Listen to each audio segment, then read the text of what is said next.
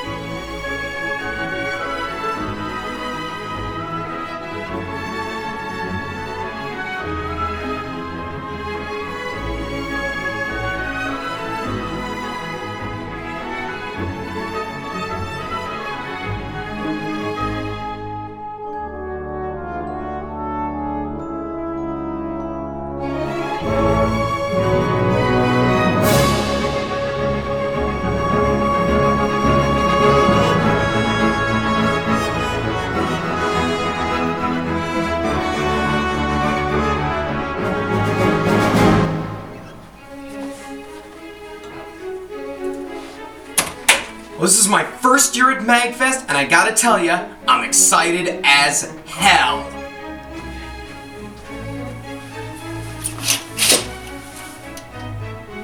Look out, MagFest! There's a new sheriff in town, and his name is Nate Milbank. Hey, hot stuff. Can you keep the volume down? I'm trying to work with my bots here.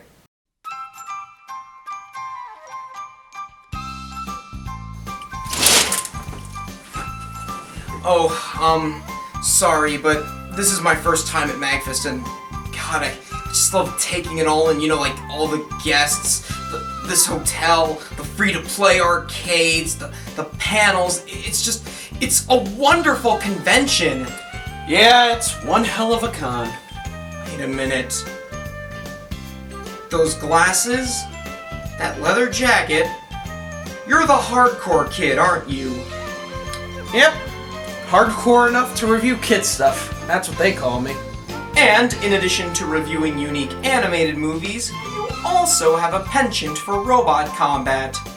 That's right. Right here. Big Red Drumbot, Mondo Bizarro. Took first place at Motorama, Pennsylvania Bot Blast, and Penbots. Oh, it's at the workshop getting its drum teeth replaced. Hitting those robots can do a real number on your dentures. Say, who are you anyway? I'm Otaku Nate. I review anime that nobody's ever heard of or cares about. Drink! Ow! Ugh. Oh, son of a... What the hell was that? Drink! Oh, I'm sorry. That's just D12. Don't worry about him. He's just very drunk. I had to bring him with me to this convention this year, because last year I left him all alone, there was nobody around to give him his motor oil, and then he went ahead and made a mess of the kitty litter. Drink! Drink! Drink! Drink! So, what do you want? Well, given what you've reviewed in the past, I may or may not have something that we can review together. Let me guess, Mutton Chop. You want to do a crossover. Yep. So, you game? Well, I've never been one to say no to a crossover, so... Alright, you got a deal. Good.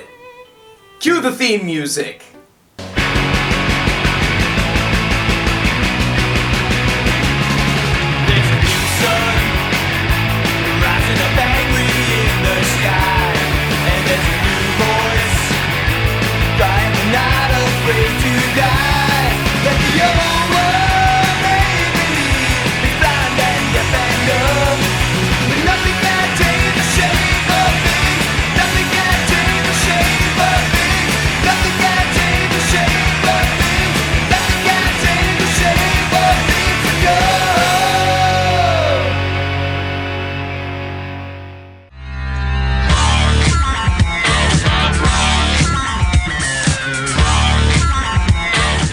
Hey dudes, Hardcore Kid here.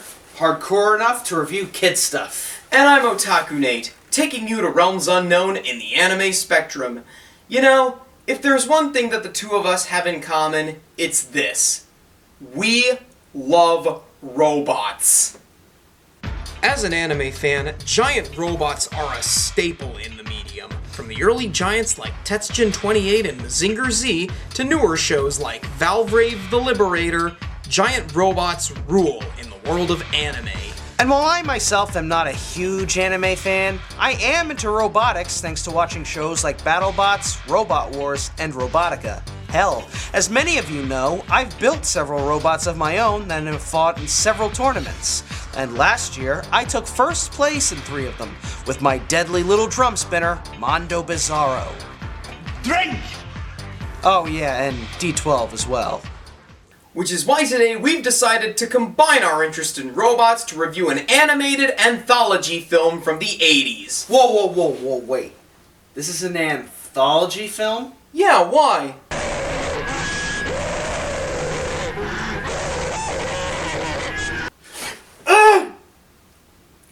What's the matter? Nothing, just bad memories. Yeah, the film today is Robot Carnival. Robot Carnival was released in 1987 by Studio APPP.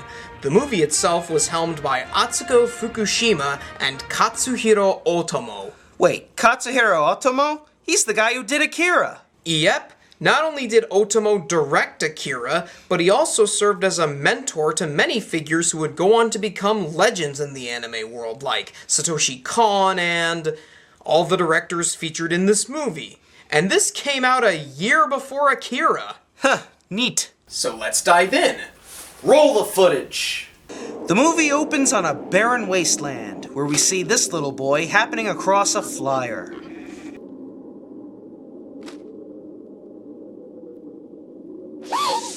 They're making a sequel to It's a Wonderful Life? No! He returns to his village to warn the people about the Robot Carnival.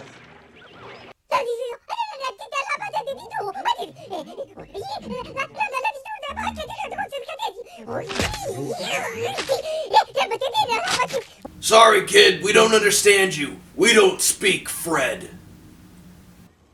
Actually, they do heed his warning and head into their homes like the Who's in It's Grinch Night. The townsfolk wait in fear as the earth shakes around them, for they know that Armageddon is on its way.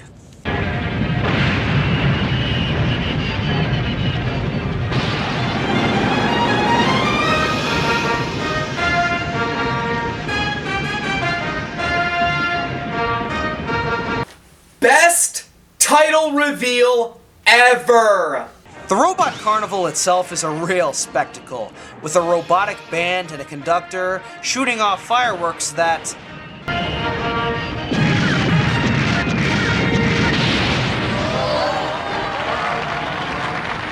I think they just committed robotic genocide. Why do I get the feeling that this is what the parade at Dead Man Wonderland is like? Oh, and the carnival even has dancing girls, which...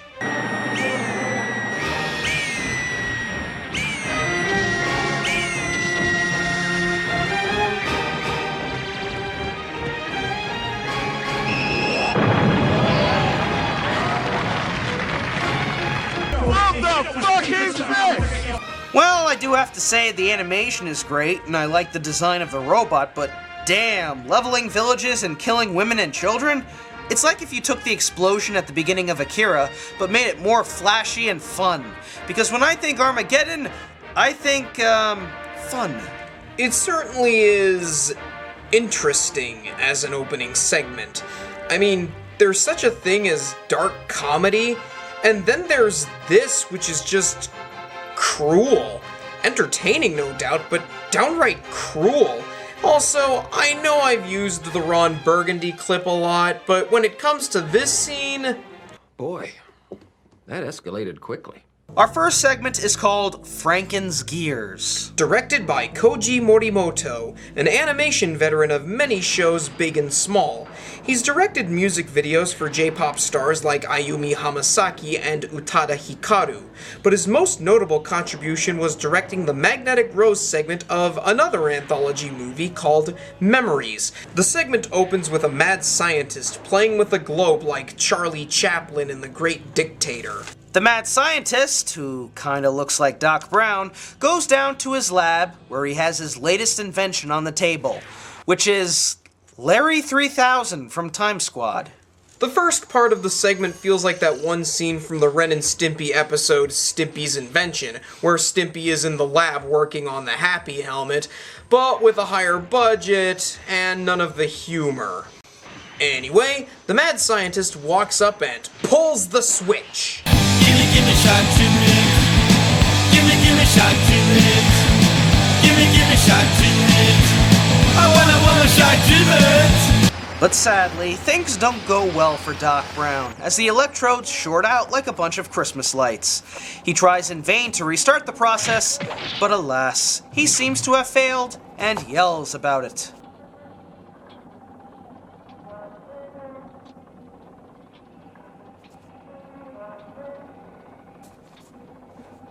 Voice acting! Bah! Who needs it? Suddenly, in the midst of all this science, the robot starts emitting a negative Photoshop filter. It's alive! Oh, it's alive! It's alive! It's alive! It's alive! The robot has come to life! The rest of this segment is the robot getting up and mimicking the movements of its master.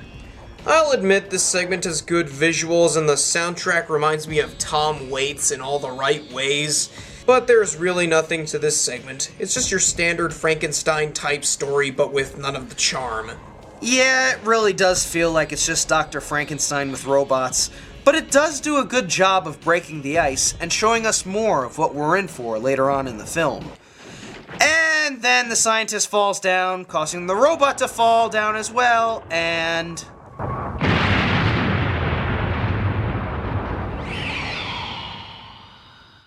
Every bone shattered, organs leaking vital fluids, a slight headache, loss of appetite. Smithers, I'm going to die. Well, you know what they say. Monkey see, monkey fall down and kill his master. Wah, wah, wah. Our next segment is called Deprive. Directed by Hidetoshi Omori, whose only other contributions to the anime world include the golf anime Dondo and the not very good or interesting spy anime Zaizen Jotaro. We open on the robot holocaust. No, seriously, that's what's going on. Evil robots have invaded Earth and killed all those who stand in their way. We see a girl hang a necklace from a good robot's arm when suddenly the evil pink robots come knocking at her door and kidnap her, taking out the robot that I assume was her caretaker. Poor C-3PO, he's helpless to watch as the pink robots take her away. But as they drive off, he swears revenge. We cut to some time later and you see this guy with the auburn hair? He's the robot from the beginning of the segment. So he's a robot ghost occupying a human host? Pretty much. He then proceeds to dish out some major punishment on the pink robots, crushing them into bits like they were made of paper. He infiltrates the fortress, but is finally taken out by a robot who kills him with pink energy beams. Apparently in this world, pink equals evil. I guess my childhood suspicions were correct. Our hero is taken to the holding chamber where our villain is revealed. And he's apparently Captain Planet dressed up like Madonna. Because 80s. Captain Planet proceeds to torture him with the power of strobe lights. But this is enough for our cyborg hero to lay down a righteous beating on giant robot Bebop and Rocksteady. Captain Planet, impressed with our hero's fighting prowess, decides to take him one-on-one. He actually lands some good blows on him and even shoots an eye laser at him, because he can do that apparently. But our hero gets up and wails on Captain Planet, delivering a whole slew of punches on the villain before he disintegrates? Our hero, who somehow grew his skin back during that fight, rescues his daughter, runs out of the fortress, and that's it. This segment has been brought to you in part by Volkswagen.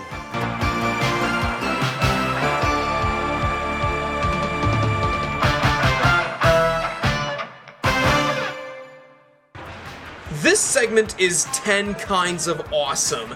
Nothing really deep or meaningful, just straight up 80s action as our brave hero takes out all these robots with no sweat. Oh, and you gotta love that 80s soundtrack. Yeah, this segment rocks. The music is awesome, the fight scenes are crazy, and this Terminator Kenshiro guy is one badass. Again, there's no dialogue, but it doesn't really affect the story. It's just flat out, dude goes out, beats the out of robots, and rescues his daughter. Simple as sliced bread. The third segment is entitled Presents. This one was directed by Yasuomi Umezu, an animator who has done character designs for things like Megazone 2-3 Part 2 and New Hurricane Polymar, but is best known for directing animes like Kite and Mezzo Forte. Wait a minute. Aren't those two hentai? Yep. So I'm guessing you've seen them? Oh, hell no. I don't watch any hentai. I wouldn't touch it with a 10-foot pole. So why did you make a video defending Witchblade and that big-breasted women's wrestling anime? Look, just because something has big boobs in it doesn't mean it's bad. They're not real! The segment begins with a bunch of troublemakers decapitating this dude's head and playing a game of keep away with it. Man, talk about being ahead in the game. I got a million of them. Our segment really begins with this guy who looks like Bryan Cranston, with hair, going about his daily routine and talking about how much his life sucks. 俺の妻はバリバリのキャリアウーマン。彼女には人にも似たある種の羨望を強く感じる時がある。同僚は俺をフェミニストだという。俺自身認めていることだが少し違う。 My wife works a good job and she loves me. I have a daughter and she loves me too. Nobody understands me. Bryan Cranston goes off to the pier to screw around, before he's finally called back to work. My oh my, how time flies. But it turns out he has a secret which he kept hidden away in a shed. No, it's not his porn stash, but it's damn near close. It's a doll he's been working on. Oh, but it's not just any doll. It's a life-size doll that reacts to his touch in a very, very disturbing way. After a brief scene where nothing happens, he returns to his shed where his creation has learned to move, and oh my god, those eyes! They're so soulless! But it's right here where things start to enter creepy territory. 私に名前はないの。 Meow. Jerry, I'm here to tell my husband I'm in love with a cat. Meow.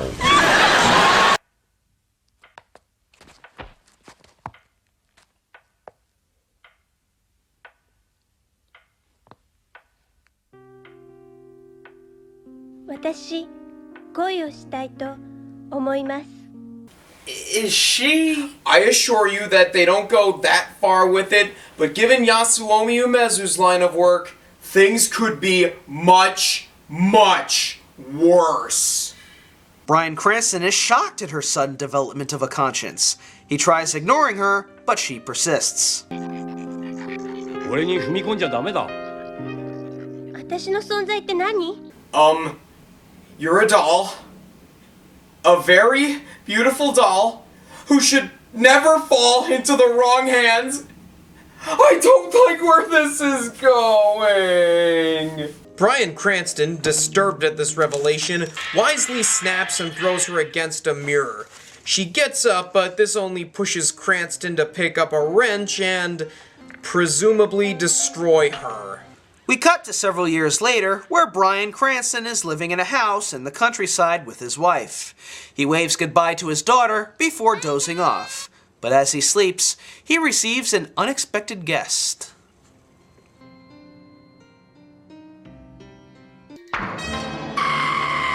You're hurting me! She starts to approach Bryan Cranston until...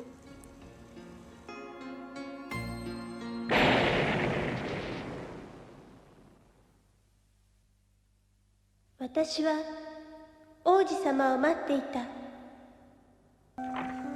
Bryan Cranston returns to the shed to see what has become of the doll, seeing her broken, disheveled corpse lying against the wall. For the final scene, we see Bryan Cranston in his elderly years, looking out at the horizon again when...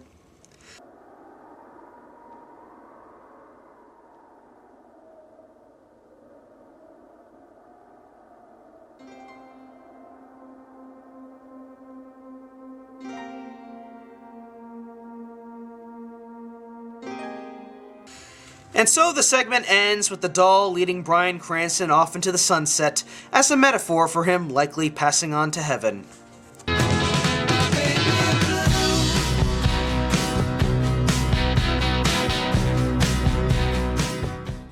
I actually really enjoyed this segment. All the segments are well animated, but this one is the best looking so far, with a ton of detail put into things like the folds and the clothes, the way the characters move, the backgrounds. Everything looks good. Yeah, this segment is easily my favorite in the anthology, and the animation is a major contributing factor. More importantly, though, I enjoy the segment for how dark it is.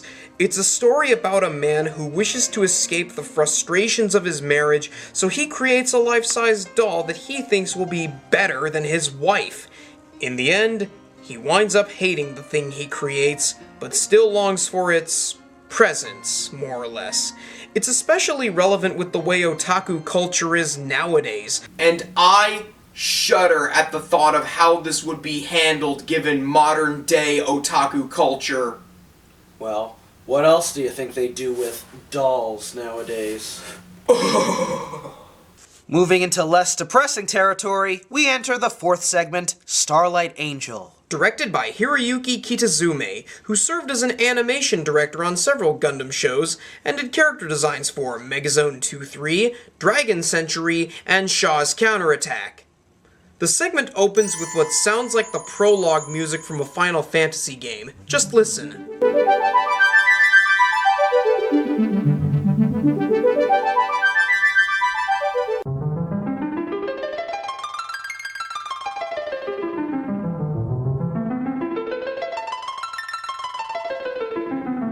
We open up with two girls having fun at Disneyland 2032, and after riding some rides and sharing some gossip, they proceed to toy with this guy who looks like a Cyberman, but in the process, the girl's pendant flies off.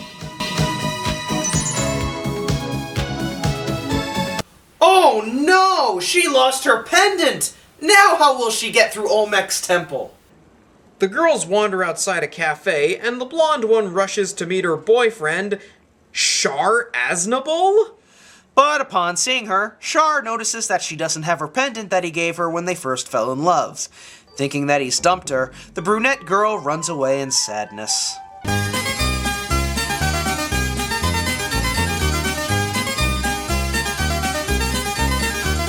The brunette runs crying through the crowd and retreats to some sort of new attraction, I guess, where... Oh god, somebody help me! I need an adult! I need an adult! Also, Bright Slap! The girl is launched onto this ride and suddenly she's flying and the Cyberman is with her? You can fly, you can fly, you can fly, you can fly, you can fly. As she flies, stars fly from her eyes, creating other robots in midair. And hey, look, the Cyberman gives her her pendant back.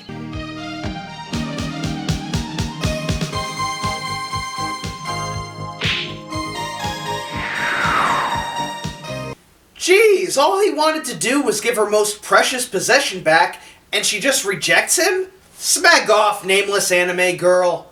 But upon seeing this, her fun is cut short by this giant monster.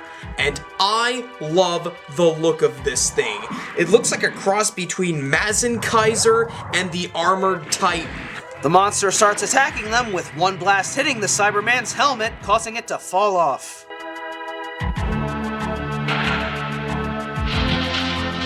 Jeez, this movie has so much decapitation you'd think it's an animated Highlander movie. Oh, please, don't remind me that that exists.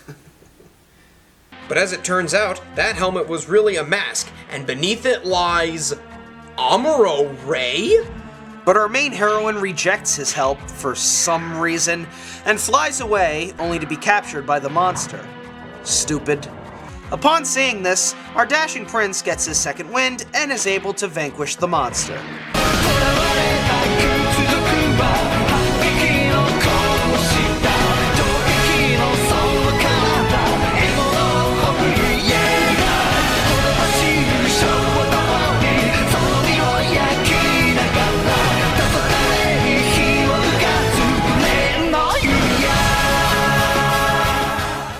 And with that, Amuro Ray saves the main girl and flies off into the distance.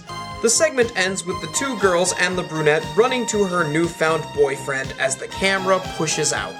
See, doesn't it feel good to know that you have a man to help you get through times of trouble instead of getting yourself in trouble? This segment is my second favorite, and really helps after the downer ending of Presents. I like the romance plot involving the two girls and their boyfriends, I love the 80s-tastic visuals, the action scene involving the Titan is superb, and helps tie the whole story together. And it's just a segment that's a ton of fun to watch, and has the substance that Deprive lacked. Yeah, I really like the segment too. The action scenes are really awesome, the monster effects and all the other animation looks great. My only issue is, the girl seems a little too full of herself. Shouldn't she have had a man to come and help her? Shh, Brandon, don't say that. You're only promoting the patriarchy. Oh, sorry. We then enter, oh god, the fifth segment, Cloud. Directed by Mal Lambdo.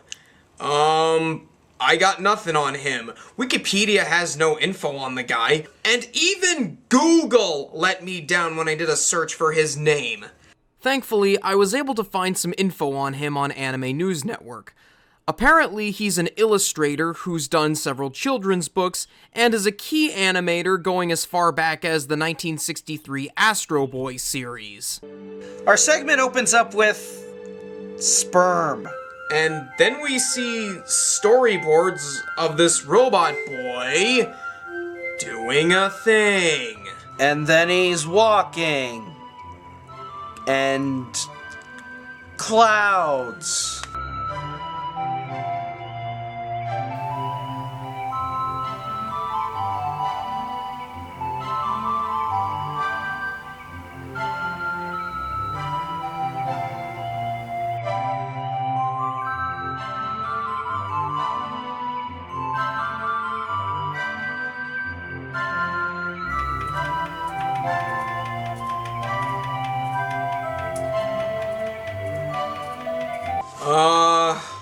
I got nothing really. This is easily the weakest segment in the whole anthology and nearly derails the entire film. I don't mind minimalism in movies, but this segment is just nothing. I mean, nothing happens in this segment. It's just a robot walking and clouds. You know the quote from David Byrne from the Talking Heads about how heaven is a place where nothing ever happens? That's this segment in a nutshell. If this is the filmmaker's take on narcolepsy, best thing to do is skip it and save our energy. Skip it, come on everybody, skip it!